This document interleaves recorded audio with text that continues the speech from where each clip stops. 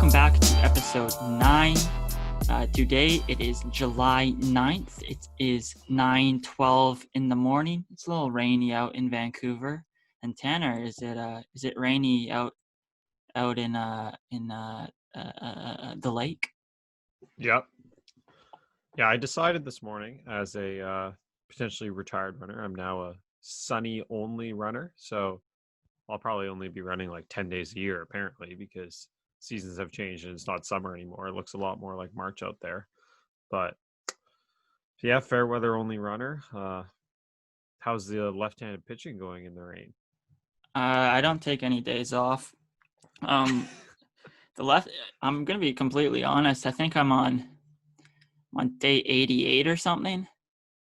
It's going pretty well, I must say. I mean, I think I don't have a radar gun. If I were to guess, I think I'd be around 50 to 55 miles per hour, which is, I was probably throwing that hard with my right when I was 10, 11. Do you how accurate are you? Like if someone was in there, like in the batter's box, would you be able to put it around the strike zone, or would you be like hitting them in the head? I can place it. Like the thing, like when I get in my whole mechanics, it kind of goes wonky. But like I can flick it pretty good now. I could play in a game as a first baseman with my left hand, I think, at this point, which is, I mean, pretty impressive. Okay. When would the first baseman ever have to throw? I mean, when he's trying to turn a double play, maybe to third base when you never know these things. What kind of double play goes first? First to second, back to first. Like he fields it and he Ah, throws it to second and it comes back to first. Okay. You're going to learn these things when you can watch see that baseball happening. this year. I remember doing that. I played all the positions. You never turned a single double play in your life. But I did have a couple doubles. Doubtful. But anyways, there's inter-squad MLB games going on right now, so I've been able to make a couple highlight videos. The Yankees had an inter-squad game on Monday and Tuesday. I only did the Tuesday game. The Dodgers had one yesterday, so it's been fun getting those two videos out, trying to get back into the swing of things, getting the fingers loose again, getting them prepared for the season to edit, getting the eyes ready. Yeah, exactly.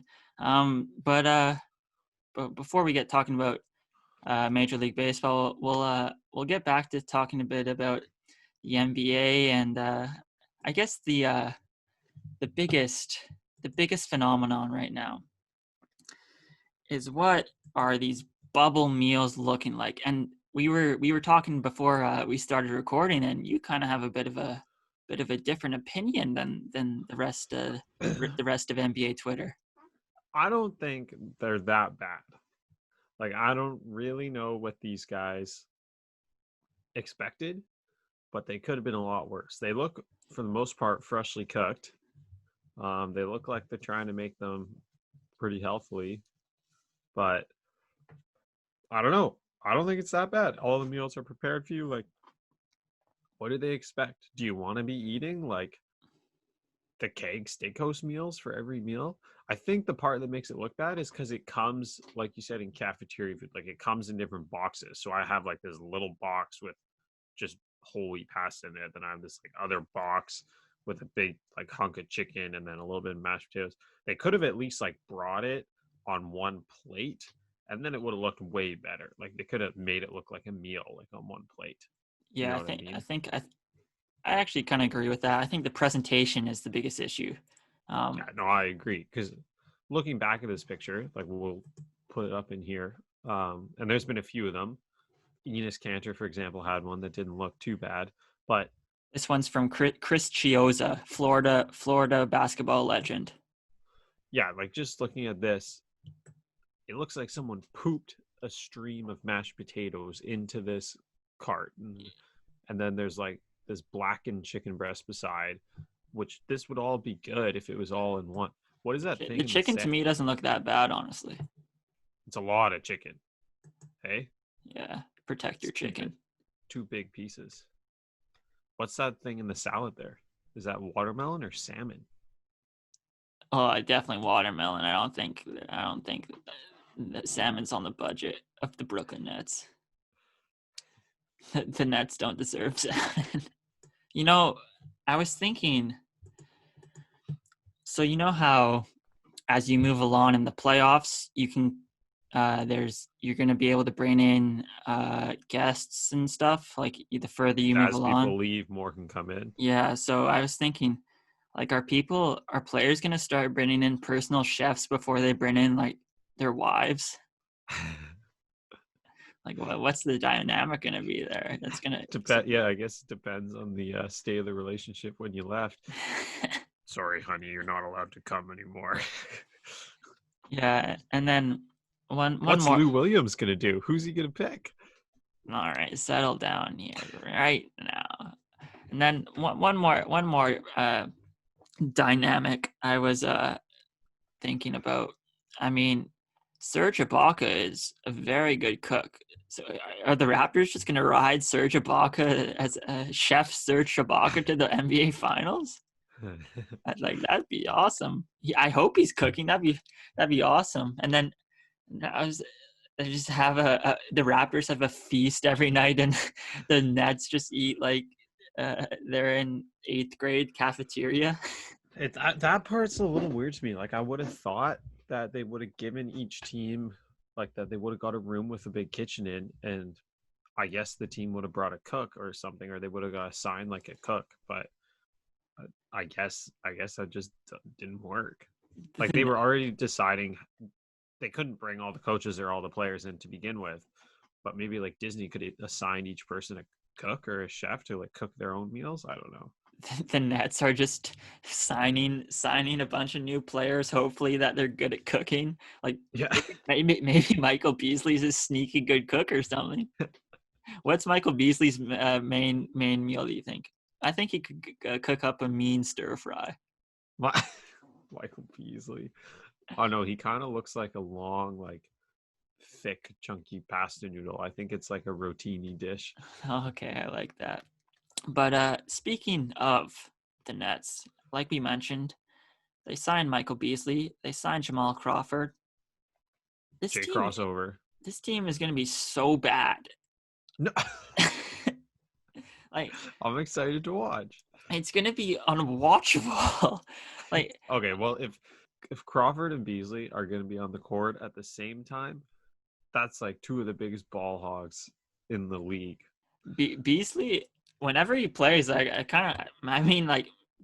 think he could be a breakout candidate next year. I've always liked his game. I don't know. I think he had such high expectations coming into Kansas State, I guess. But I don't know. I've always first overall. Second, I think. Yeah. I'll do a quick check. I think he was second overall. Yeah, second overall in 2008. I don't know. That team just going to be so fun. And then the Wizards, Bradley Beal's gone. Their leading scorers now is Rui Hachimura. Actually, he was on my fantasy team. When do the Wizards and Nets play? This game is going to set basketball back 50 years. It's going to be like a G League game. Okay, so they play on August 2nd. Wizards and Nets at 11 a.m. That game better be on tape delay. That game does not deserve to be shown live. That's disgusting. I wish we could just reseed the tournament. You know, I was thinking of how could we reseed the NBA tournament, and then I was like, oh, there's a league in Canada that does something that could work. The Canadian Football League. Yeah, I haven't watched the Canadian Football League in a long time. But they do this crossover. They have this crossover rule. You know about this? Nope. I don't really know much about it either, if I'm being completely honest. I just know the BC Lions had it once. So essentially, a team can cross over for the playoffs into the other conference, just depending on record or something like that. I didn't really research it. I just know that it exists. So I was thinking, why can't we just get rid of the Brooklyn Nets and just throw Portland over in the East or something like that? I mean, they're in the same spot. Why can't, at least it will have some semblance of competitiveness. Brooklyn, if they make the playoffs, which they most likely will because Washington ain't catching anybody, it's going to be so bad. At the very least, I think they should just call off a series if a team gets up 3-0, at least in the first round. Yeah. Well, that's why they said they should have done like best of 5 to start and then switch to best of 7. Yeah, but I wouldn't have minded that, except like say the 4-5 matchup, say Miami versus Philly. I prefer that as a 7-game series in the first round. True. If you just kick them out after they're up 3, then we wouldn't have had the great comeback. Brooklyn ain't catching anybody. And another solution, I was thinking, let's just go the college basketball route. Let's just use computers to decide the rankings. Let's get Ken Palmer right. Let's get the Ken Palm NBA rankings, and let's just let the computer decide the rankings. See how the algorithm decides to rank it. But I don't know. I think the first round, a lot of the West is going to be a lot of fun. Like, because even if Portland makes the 8 seed, even if Memphis stays there, if New Orleans gets in there, that's still going to be a fun series with the Lakers. And then Dallas, even though they're a 7 seed right now, that's still going to be a fun series to watch. But there's still a chance to do like the World Cup seeding there. Yeah. And they should have done it so that it wasn't like East and West. They should have just had it as the top 16 teams. Yeah. I don't mind that it's still the East and West. I actually kind of like that crossover rule, if I'm being completely honest. I think that's a pretty smart idea by myself. The Jamal Crawford rule? Is that what it is? No. And then one more. So there's some pictures coming out. There's some news coming out. Playoff Rondo is back. Apparently he's in shape, like he's 21 years old again. And of course this sparked my interest. Obviously I knew how good he was in the playoffs. And then I was just looking up at his basketball reference page, and it's truly fascinating how good he is in the playoffs. Like in 2018, when he was on the Pelicans, I'm just gonna say his Celtic stuff is old now at this point, but the Pelicans, I'll just say his assist numbers: 17, 9, 11, 16, 11, 12, 21, 6, and 7.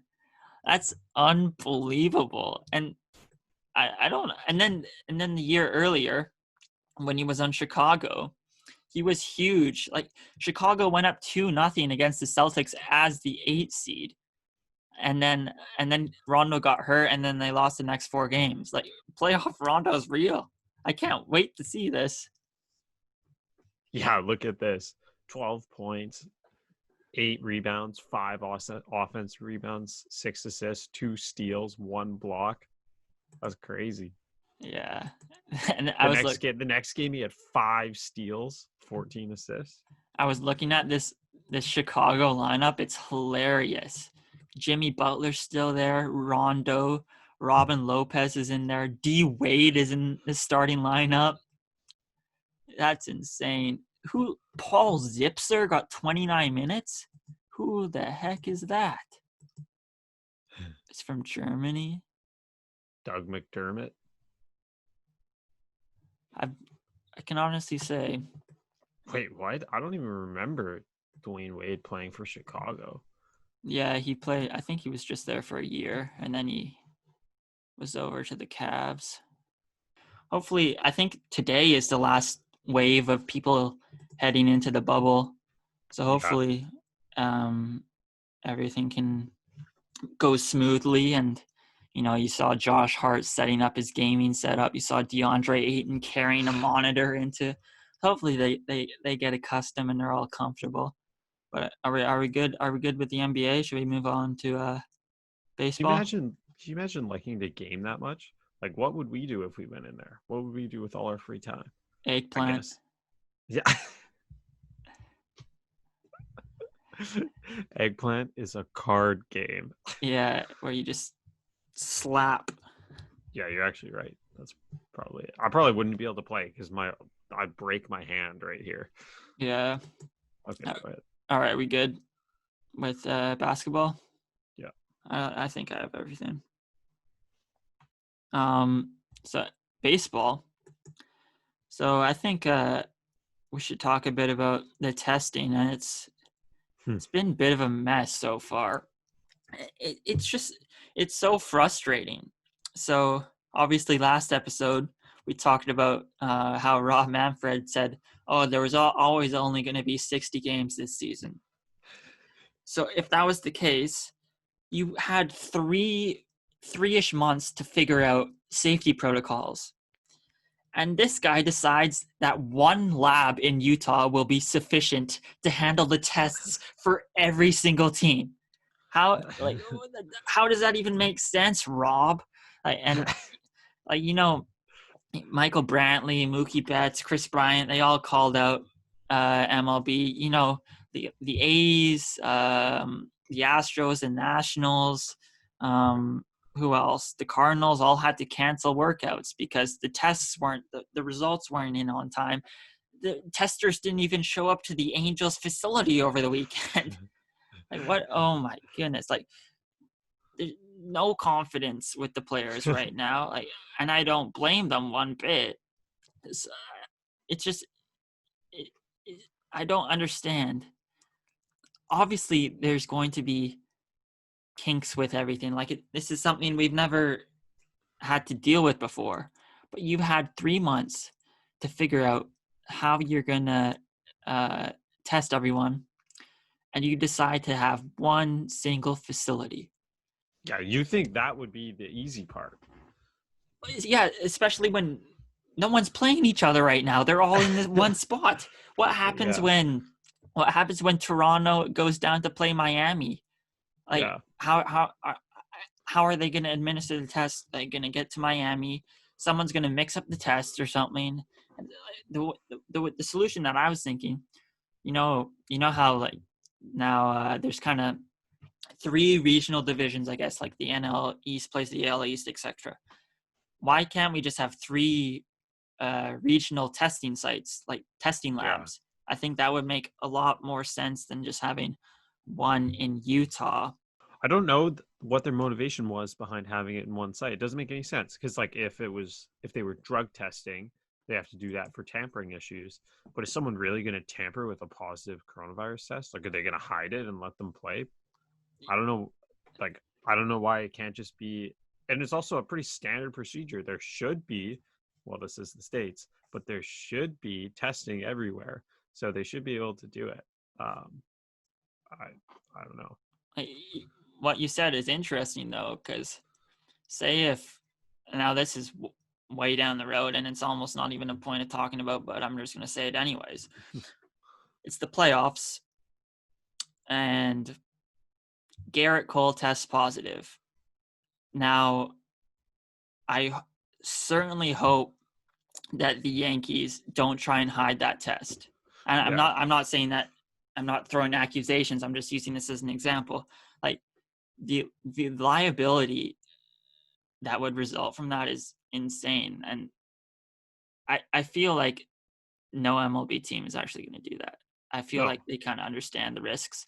And that's why, you see right now that most of the players are saying a lot of us don't feel comfortable right now. We want to feel more comfortable with the test. And I think that's a good sign that these players are taking it seriously. So hopefully on MLB's front, they can figure it out and we can actually have a season that starts and finishes. Yeah. What do you think the odds are on these seasons actually finishing? I mean, I think the NBA is more likely to finish than baseball. Oh yeah, I completely agree. But even the NBA is not, in my mind, it's not even 75% sure that it'll finish. I think we're hovering more around like 65, 70. Yeah, like baseball, I'm still like I'm trying to get excited, and once I kind of get immersed in looking at something, like I was looking at the Jays schedule the other day, and I was like trying to match up uh, our rotation against the Yankees. Once I get immersed, I can get excited about it, but then you kind of take a step back and like, damn, this is going to be hard to get done. Like opening day is going to happen. I feel like basketball is going to start, but who knows how long it'll take to spiral out of control. And you see, if you have been watching, I know a lot of people don't get the Yes Network unless if you live in New York. That's kind of a dumb statement to make because the Yes Network is regional. Idiot. But if you should just watch my highlights I made. But you can kind of see the precautions that are gonna be implemented. On Tuesday, Garrett Cole was pitching in the inter-squad game, and he struck out Mike Talkman, I think, to lead off the game. And Gary Sanchez, like just I don't know, just like muscle memory, he threw the ball around after a strikeout. That's what you do. But since the ball touched more than 3 players' hands, they had to throw the ball out because of the precautions. And then Garrett Cole gets a new ball. He doesn't like it, and he said, "I like that ball." He that's what he you could hear him mouthing the words. And he didn't like the ball, and like he was like kind of visibly upset with it. And in the very next pitch, he gave up a home run, and he was kind of like, "What?" And Not enough pine tar. Yeah, John Boy made a breakdown of it. So if you want to check that out, it's a good indication of what we're going to see from a precaution standpoint. I was gonna talk about the schedule, but I just want to say the Rockies are clowns. They don't sign a. Why? Because of their stadium? No. You're lucky we don't have a massive viewer base. Otherwise, you would have been attacked. Actually, some of them would have supported you. Some people are Coors Field truthists. But so the Rockies submitted something so that they can host like 10,000 fans. I mean, that's so many. What are you guys doing? Like MLB hasn't even figured out the testing protocols yet. And what made them think that they would say yes? I don't know. I don't even know exactly how it works. Like I think you send that to maybe the local government or something. So they could maybe actually get away with that then. Yeah, because I know Texas said that they're potentially not the Rangers themselves. I think the state of Texas said that you can have certain capacity of fans in stadiums. Yeah. So some teams may say yes because they want the money. And like the players, they would be following the MLB protocols. They'd be relatively safe, I guess. But yeah, they could do that because I saw they had a track meet in where was that track meet? Was it in Florida? Where like Justin Gatlin ran and stuff, and there were so many fans in the stands. Yeah. So maybe like, let's say if there was a team in Las Vegas, if this team had applied to the local government, they'd say, yeah, like sure, you can. Yeah, it's gonna be interesting. I wonder if MLB could step in and just say no fans at all. Or if it's I know who has control there. Can they control that? Yeah, exactly. I don't know. But I guess that would kind of, it would also question like home field advantage because some teams are not going to have any fans whatsoever. But if the Rockies have 10,000, you can make that a home field advantage. I don't know. I think it'd still be dangerous though. Like if you had fans up in the stands, what if one spit onto the field? Or even if they just like cough or sneeze in the air, I think it could actually like filter down to the players. I feel I'm not a like scientist or anything. I But feel like they wouldn't have fans in the lower yeah. grandstand. But I don't know. We'll see how that plays out. And I was thinking like what players that are currently positive for COVID, I don't how are they getting their work in right now? Like, are they Yeah. gonna? Because obviously it's like the 14-day quarantine, and then you need two negative tests within 24 hours. How are they currently getting their work in right now? Are they going to even be ready for the start of the season? And I don't know. There's so many different facets to this entire season, honestly. So we'll take a look at the schedule, and there's some interesting nuggets to the schedule. So a team that has been hot on a lot of people's radars is the Cincinnati Mariners. Reds. Who? The Mariners. Settle down. So the Cincinnati Reds has kind of had a really good offseason, and now they get to play 14 games of the first 25 against the Tigers, Royals, and Pirates. I mean, you can get off. What a joke. I mean, you can win 12 out of 14. So you have Yeah. 12 wins in your first 25. Say you go 500 in the other 8 plus 5, 13 games. Well, you can't go 500 because that's an odd number. But say you can get to like 16, 17 wins in your first 25 kind of easily there. Well, that could change a whole season. Exactly. And I was thinking, I think the American League is going to be pretty chalk, honestly. The Yankees are obviously the cream of the crop in the AL East, but even then, I wouldn't be surprised if the Rays won the division. I mean, they've proven over the past 2 years that they're a legit team, and I mean their pitching staff suits them well for a 60-game season. So I think AL East, Yankees, Rays, I think that's pretty self-explanatory. The Central, you have the Twins, you have Cleveland.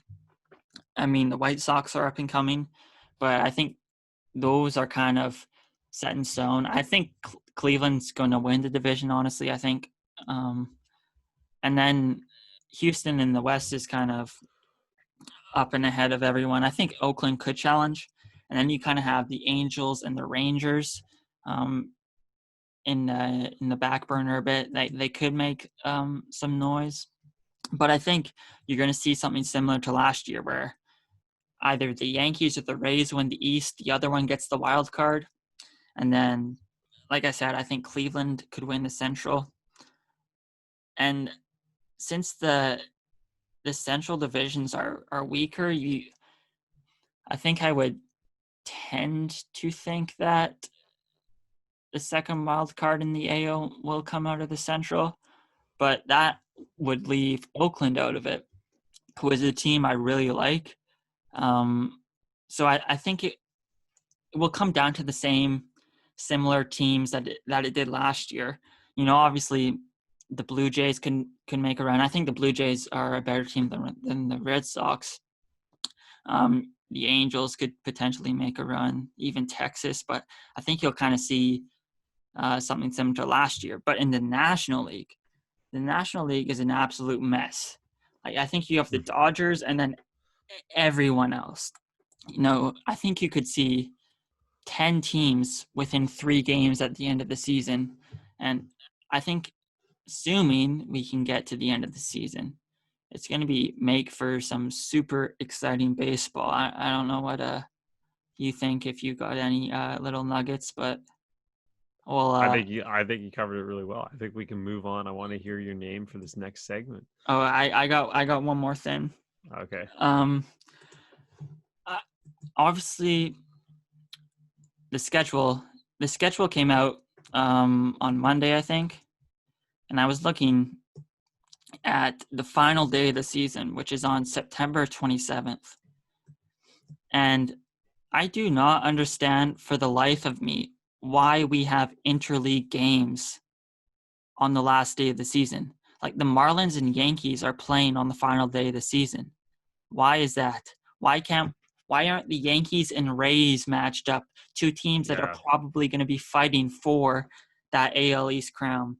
But then like the Braves and the Red Sox, why aren't the Braves playing the Nationals or the Braves playing the Mets? Actually, the Nationals and Mets are playing, so that's why. But that's good. Maybe the Braves should be playing the Phillies or something. Like, try and keep that in division. And then the Cubs are playing the White Sox. Why is that the case? Why can't the Cubs play the Reds? I just don't like. You could create so much suspense with a good final 3 days, especially in a 60-game season when it's going to be so clumped together. I think they kind of missed the boat on that. Whatever. It's what it is. But we'll move on to this segment that I have. Yeah, let's hear it. You've been hyping it up so much. You better be unreal. So obviously, we're track and field runners. And when you, maybe not anymore. And so in a track and field race, say an 800 meter, you go around the track once. Wait, is that like a long distance race or is it a sprint? It's like a sprint of the long distance. Oh, you're pretty good at that, aren't you? Yeah, I am. So in the 800, it's one lap. And then when you're coming around that final lap, there's someone right at the finish line that's ringing the bell. So we're going to call this segment the Bell Lap. That's really good, isn't it? Yeah, I like it. All right, so you want to start here? You're kind of become shams in our Facebook group chat. You just break all the news that everyone already knows. Week? No one knew this. I knew it. Both of those. Okay, I announced the Mahomes deal like 30 seconds after it came out. There's no way that you read it somewhere else first. I did. But go ahead. I shared it with other people. Yeah, so he got paid a lot of money. He got paid like $503 million. However, people are saying, "Oh, it's the biggest contract in all of sports." No. I think only $144 million of it is guaranteed. Let's wait to decide how much money he eventually gets paid when the contract is over. Mike Trout still has a bigger contract. I rest my case.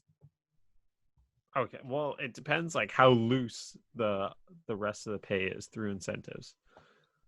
Like, I want to see the full terms of the contract. I think he's going to get to $300 million no matter what. Oh, I think he's going to get over 400. Yeah. I mean, I wouldn't be surprised if he misses a year due to injury. I mean, 12 years. I think that's a guarantee. 10 years. Yeah. 10 years.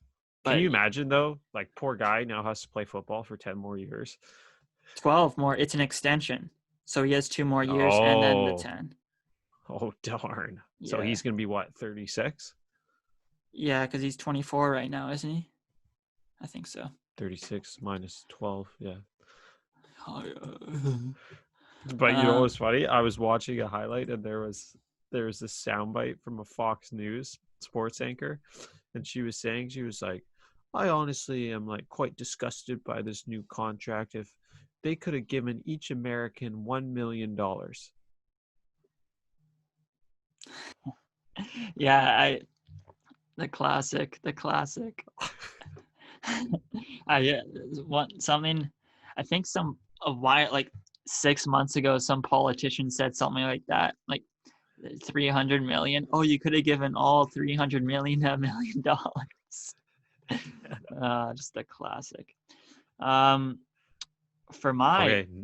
for my first 100 meters of my bell lap, I will be talking about the MLS tournament, and that's all essentially I have to say. Apparently, it started yesterday, and I was thinking we just have to take turns doing a weekly recap of what happened. So, do you want it next week, or do you want me to take it? Okay, so you were trying to say though that there's an MLS team that didn't go altogether? Yeah, I didn't. Dallas didn't go. I don't think. I didn't read into any more of it than that. But I guess a bunch of their players had COVID or something. Don't tell me any results from the game yesterday. I don't want to know. Yeah. Yeah, they had too many infections. Dallas wasn't allowed to go. Yeah. Oh my goodness. One of the games has already been postponed. Oh, what? Yeah. Are you just actually you take it this week? You're doing the recap. Yeah. So it says one of the games, one of the opening night games was postponed. Man, that's such a bad sign. Like, Well, I I don't don't know know how. why did they rush it? Also, they went to Florida too. That's what I I don't was just know. about to say. That Yeah. why? Just do they have a? I doubt they have a contract with ESPN. It's soccer. No. Oh, actually, no. I think they maybe do. Um, and like the reigning MLS MVP is not playing either What a for fantastic, LAFC. what a good product. Yeah, I don't know Yeah. why they rushed back. There's no incentive because an entire team. I wonder if they were any good. I guess we'll never know though, because Yeah. Well, okay, they're held at ESPN's Wild World of Sports complex. so I guess it has to be. All right, you want to take Okay. the next one? Yeah, I do not understand this one. What is this? Actually, I'll do 2 segments in a row. So I'll pass you on the last 200 like there's always. a thing called the basketball tournament, and essentially, Oh, that's what you're talking about. Okay. so it's kind of like a bunch of teams that come together, and there's a prize pot at the end, and a lot of like former colleges group up. So Ohio State's was called Carmen's Army, I think. They actually got upset yesterday, and for those of you that watch college basketball, it was Aaron Kraft's final game as a professional, and that really hit home for me. You know, I grew up watching the Big Ten Network. You know, Aaron Kraft was always that feisty defender. He was a leader on the Ohio State, and I'm gonna miss him playing professional basketball. And then there's there's a there's a Syracuse team called Boeheim's Army. And I was looking at their roster, and there's no Scoop Jardine. If you watch college basketball, you know who Scoop Jardine is. And you're one of the greatest names of all time, and he's not on there. And I was looking up, I think he plays in Canada in that Canadian basketball league for Niagara. So I'm gonna Oh, have to go we're gonna have watch to go. him. There's games in Abbotsford. Really? Yeah, the Abbotsford has a team in the league. Can you go watch get Scoop Jardine's autograph for me? Yeah, we should go. All right. That's all I have to say about the basketball My tournament. middle school basketball coach is an assistant coach on that team. I have an in the Canadian Basketball League if I want. That's sweet. Yeah, we'll have to go. All right. What's your next one? Okay, so looks like this is a bad sign. This is a bad sign for other NCAA sports. This is a bad sign for U Sports has already been canceled. This basically seals the deal for the NAIA, but the Ivy League has canceled all their fall sports. Now, this is such a bad sign because they have led the way in all the cancellations. So back in the spring, a week and a half, 2 weeks before everything got canceled for us, at our school, we heard that Harvard was sending the kids home, Yale was sending the kids home, everything was getting canceled at Princeton, and there was just the writing's on the wall.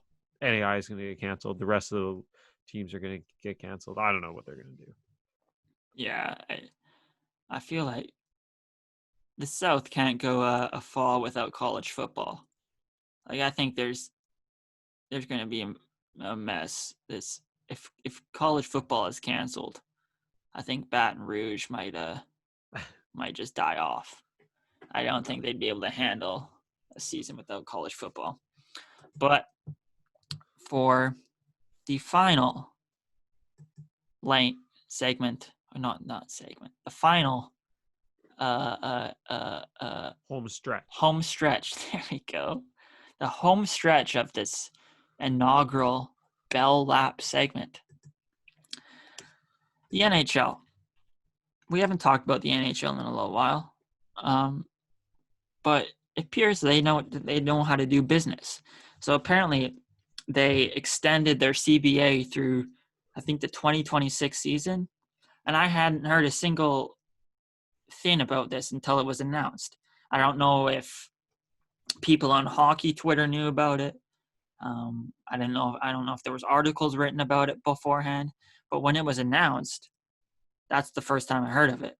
And I think it shows when you don't leak information, it's a lot easier to get something done.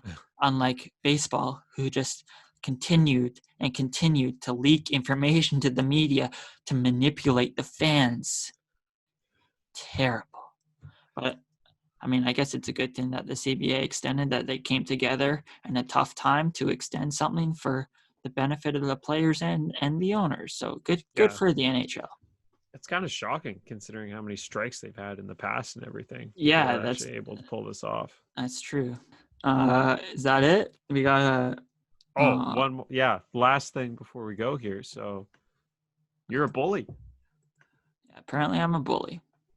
So, last episode we kind of harped on our good friend Aiden. We said we weren't going to pay him for his fantasy this year, and I was called a bully by my own family. I mean, that kind of hurts. And then I didn't add to the notes. They said I was bullying you. Yeah. Because I was making fun of your baseball knowledge. Are you all right? I agree. I feel bullied. Disgusting. You should be ashamed of yourself. Oh, and one more thing. It's our good friend's Austin's birthday today. So happy birthday, Austin. Happy birthday, Austin. Maybe you'll be a guest as a birthday present. Oh yeah, we should add the foresight of that. We kind of dropped the ball there. We'll invite you on at some point. How old is he? 21.